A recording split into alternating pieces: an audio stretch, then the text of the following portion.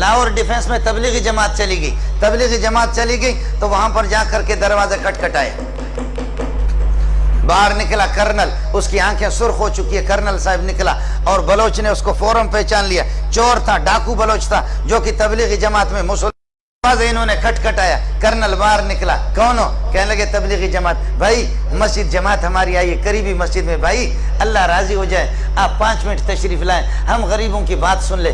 Colonel نے یہاں پر امیر صاحب کو سینے میں ہاتھ دیا، ہاتھ دے کر کے دھکا دیا، کہنے لگے جاؤ جہنم میں جاؤ، فرانس میں تبلیغ کرو، برطانیہ میں تبلیغ کرو، وہاں ہندوستان میں جا کر کے، یہاں تم لوگ مجھے تبلیغ کرتے، تمہارے باپ سے زیادہ میں جانتا ہوں، تم سے زیادہ میں خدا کے حکام کو جانتا ہوں، تم لوگ کس کو تبلیغ کرتے ہو؟ جاؤ فرانس میں۔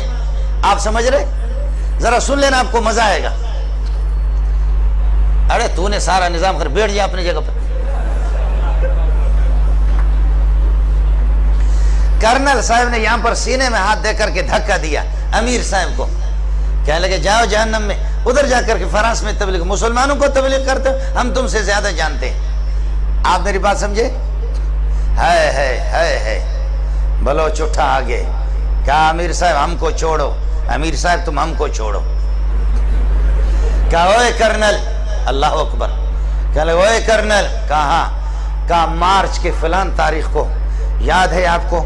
مارچ کے فلان تاریخ کو کراچی سے تو 2-3 گاڑیوں میں اپنے فوجیوں سمیت، تمہاری فیملی بھی تمہارے ساتھ ہی گاڑی میں، فوجی بھی 1-2 گاڑیاں آپ کے ساتھ تھیں، آپ کوئٹہ جا رہے تھے، خزدار سے جب آپ گزرے، فلان پہاڑ پر جب آپ گزرے، آپ کو یاد ہے کہ دائیں بائیں طرف پہاڑوں پر مورچوں پر لوگ بیٹھے ہوئے تھے، اور وہاں کچھ کوئی نقاب پوش، اڑے کوئی نقاب پوش تھا، اڑے تم کو یاد ہے ایسا کوئی نقاب پوش تھا؟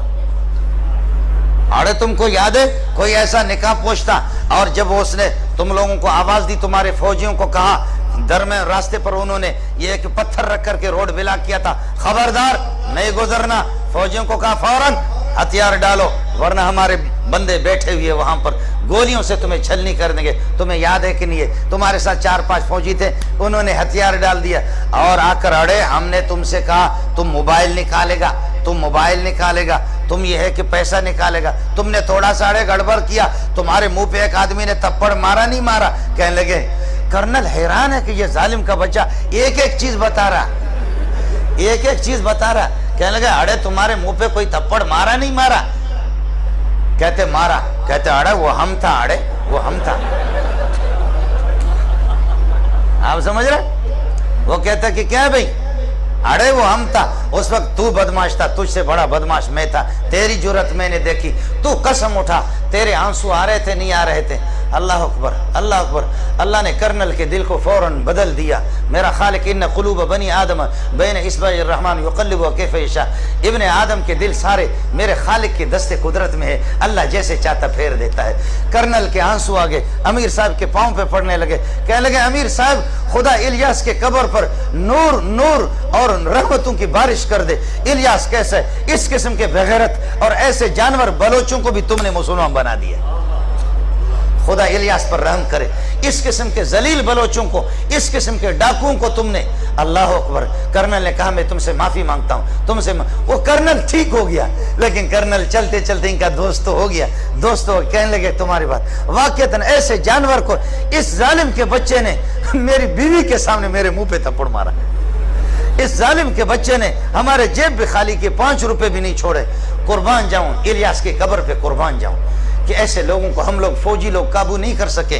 شاباش شاباش، ان کو تبلیغیوں نے ان کو کنٹرول کر لیا۔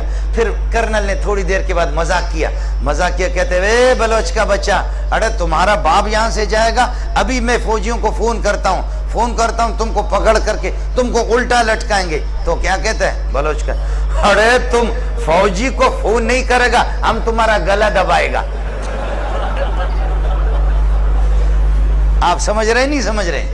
جی ہاں، یہ وہ لوگ ہیں کہ جنہوں نے واقع مجھ سے خود بیان کیا ہے، میں انشاءاللہ آپ سے ملا بھی سکتا ہوں۔ اللہ کی قسم ایسے بہت سے لوگ ہیں، ایسے بہت سے لوگ ہیں۔ آج تبلیغی جماعت میں نے عرض کیا کہ 30 کروڑ سے زائد لوگ آج ایسی جگہوں میں، ایسے بیابانوں میں، بلوچستان کے صحراؤں میں، افریقہ کے جنگلات میں پہنچے، جہاں اپنے کانوں میں انگلیاں ٹھوس ٹھوس کر کے آسمان کی طرف دیکھ کر کے اذان دے کر کے فریاد کر کے کہتے خالقہ یہاں تو ابو بکر و عمر بھی نہیں آئے، ہم یہاں آ سکے، اتنا